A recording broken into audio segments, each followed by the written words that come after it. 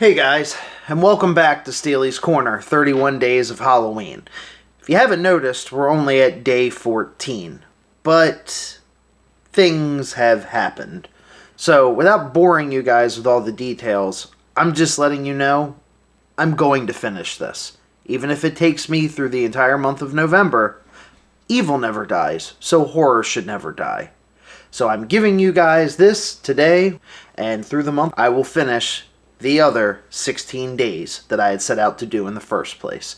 Maybe I was a bit too ambitious, but like I said, things changed in life. So without further ado, let's finally get to Monster Squad.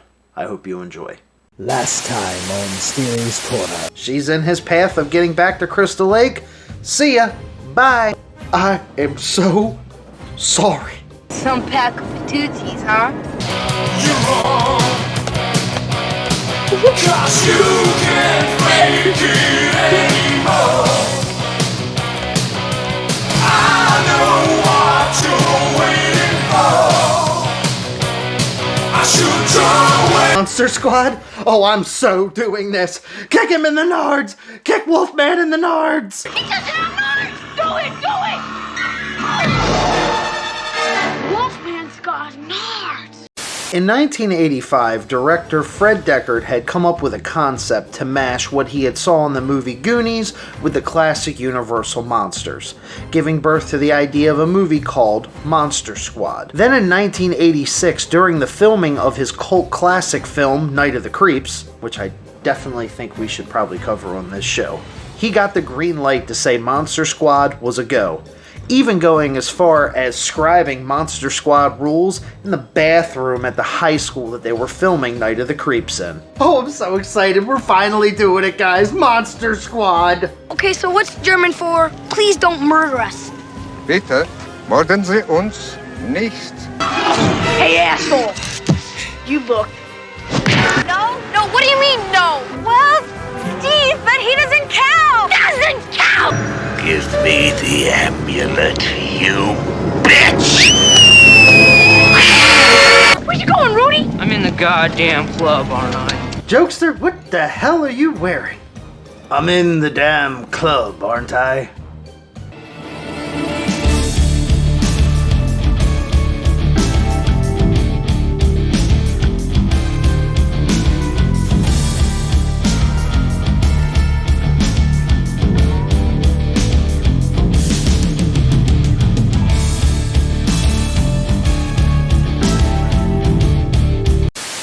Fred Deckard would go on to give us another horror cult classic in the movie House, and also the very disappointing RoboCop 3 sequel. But he used his knowledge of the Universal monsters to make this movie so smart. Instead of trying to create a world out of mythology, he used these kind of generic, well-known monsters to give the audience the assumption they already kind of knew what was going on. They knew that vampires hated garlic and crosses, you could only kill a werewolf with a silver bullet, and Frankenstein had a lot more humanity in him than people gave him credit for. So by putting that in place ahead of time, the story started to just write itself, without having to dive too deep into the monsters. Very smart. Not only doing that with the monsters, they also really do that with the squad themselves. You've got Sean, the main character, who is the leader and smartest of the group. You've got Patrick, the sidekick smartass.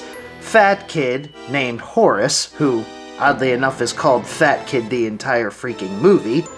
You've got Eugene and Phoebe, the younger, slightly annoying, but cute little brother and sister. Then you also have Rudy, the slightly older badass, scary German guy, which is the wise old man, and Lisa, Patrick's ditzy blonde sister. You also get a face turn when Frankenstein goes from the bad guys to the good guys in that classic I don't want to be mean anymore trope. Story begins in the past with Abraham Van Helsing finding a book and an amulet that will open a hole to limbo to suck in the evil that is in the world, but it can only be done once every 100 years. Do you think this would have went any better if Hugh Jackman was playing Van Helsing? It's a lot better than Stan Helsing. That's just that guy from Shameless. Well, they blew it. So now, 100 years later, we're in the 80s. So if my calculations are correct, we've only got about 60 more years before we have to deal with this shit again. So we meet our main squad consisting of Sean, Patrick, and Fat Kid. And Fat Kid seems to be having a little trouble with some local bullies out in the schoolyard. Isn't that Kevin Arnold's brother? Ah, Rudy, the coolest kid in the entire frickin' school, and he doesn't even go to school there. Then we meet Sean's parents, Sean's mom. Fred Deckard really wanted this movie to be The Goonies so bad, he even got the same actress that played the mom in The Goonies to play the mom in this. Hope Steven Spielberg didn't get too upset about that. And Sean's dad, a detective for the local police force. We then run into Count Dracula himself, realizing that it is time, and it is time for them to start getting his boy band of baddies together. Oh, this is the best part. Slowly throughout the town, things start happening. You have a mummy that decides to get up and leave a freaking museum. You have a lunatic running around in the police station claiming that he's a werewolf.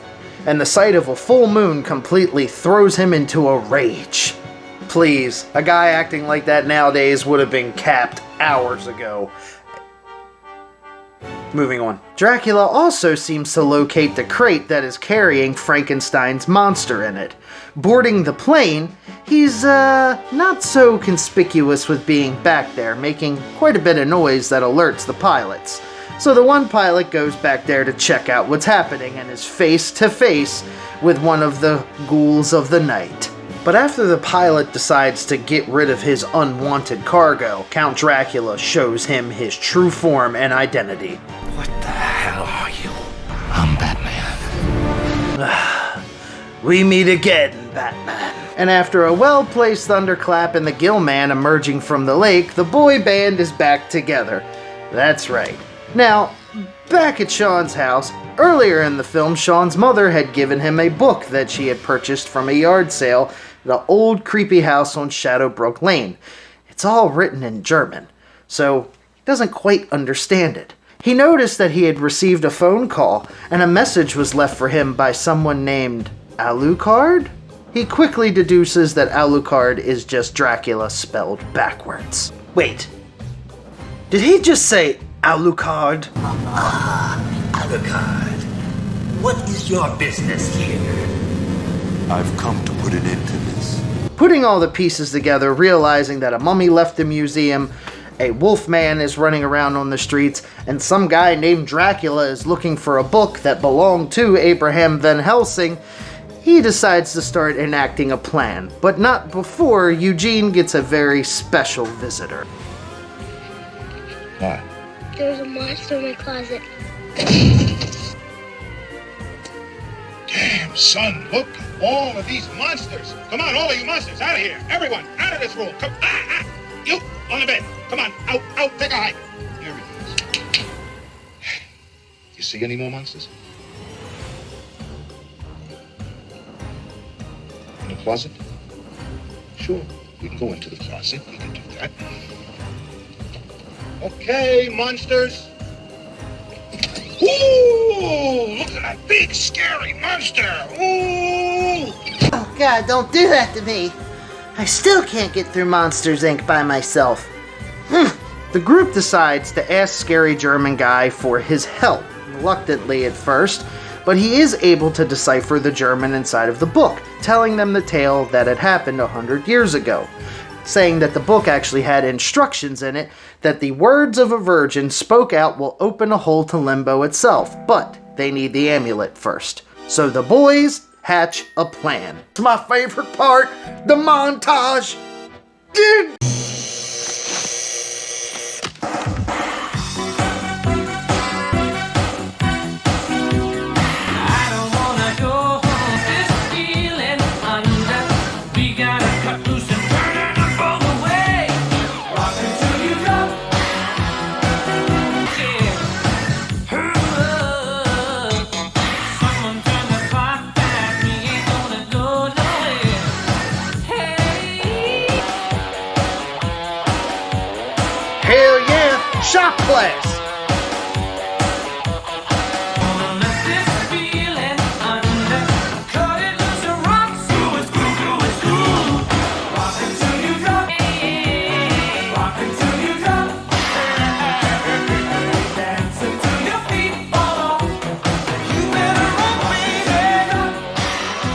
So after one of the best montages in horror movie history, the boys decide on a plan. Half the group is going to go to Patrick's older sister to try to convince her to read the German from the book to open Limbo, while the rest of the crew go to the house on Shadowbrook Lane to retrieve the amulet. Once they get into the house, they notice that there's been traps pretty much set for them. From here, we get one of the most iconic scenes, not only in this movie, but in horror movie history, period. Kick him in the north! Kick him in the north! He doesn't have north! Do it! Do it! Wolfman's got nards! Come on! Come on! Wait, I missed it. Do it again. Wait! Do it again. Go for the hat trick. He keeps kicking me in the dick. Why? Why does he keep kicking me in the dick? So after being chased down by the rest of the monsters in the house, the boys do come down and find the amulet. Dracula doesn't like this very much, but Fat Kid has other plans for him.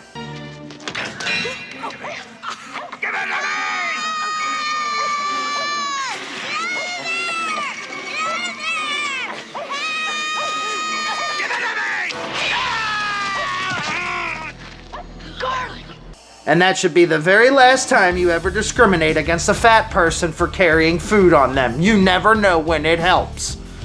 God knows.